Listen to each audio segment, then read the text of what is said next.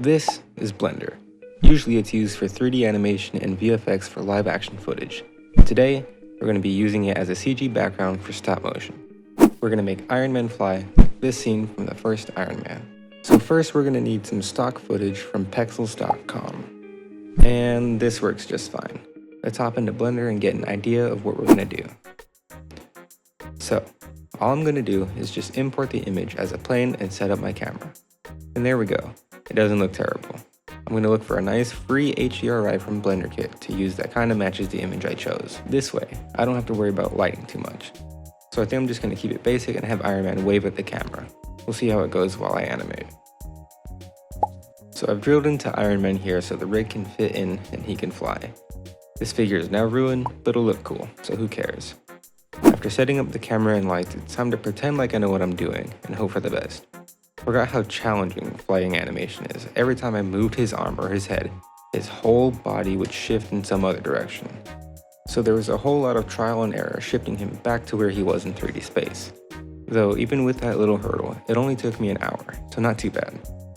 Here's the raw animation straight from DragonFrame. Now we have to remove the rig and the green. Removing the rig was pretty tedious, but we got through it. Removing the green was really easy. Just make sure you switch the mode to screen map so you can see what is actually being removed and what's not. The really important part here though is when you render it. You have to make sure it renders out the alpha pass as well. It'll be called RGB plus alpha or something to that effect. This is to make the black background of our animation transparent. Now we have to import our transparent Iron Man back into Blender. This is where things really start to come together. I imported Iron Man as a plane and we're already halfway there. I wanted to make some clouds to create a bit more depth in my scene. I ended up just grabbing some stock images of clouds with a transparent background. Then I imported them as planes and placed them where I thought looked nice. It all looks slightly too static for my liking, so I animated the background to move extremely slowly to the left, to mimic that parallax you would have if this were real. I also added a subtle volumetric fog to the scene. This fog is kind of like the glue that holds everything together. At this point, you could be pretty much done if you wanted to. But I wanted to take this a couple steps further. I'm going to prep this render to be used in Nuke. Nuke is a 3D node-based compositor that the pros use. Lucky for us, they have a free version that works great. For all the Nuke stuff, I basically just followed this tutorial by Citrin's Animations. I don't know how you say it, but Citrin's Animations. This tutorial is very thorough, and I find myself going back to his tutorial every time I use Nuke.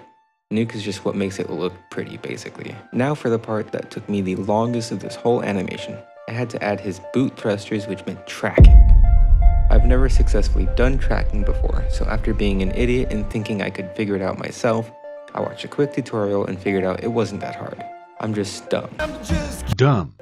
I just grabbed a green screen video of some thrusters I found on YouTube, and I changed the hue to be more of an orange because I didn't want the blue thruster to blend in with the blue sky background.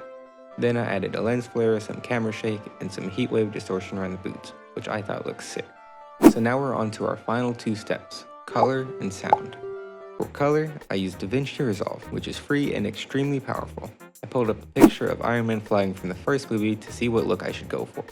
After that was sound, which I used FL Studio for. But here's the final product. Thank you guys for watching all the way through. Don't forget to leave a like or subscribe if you enjoyed. See you in the next one.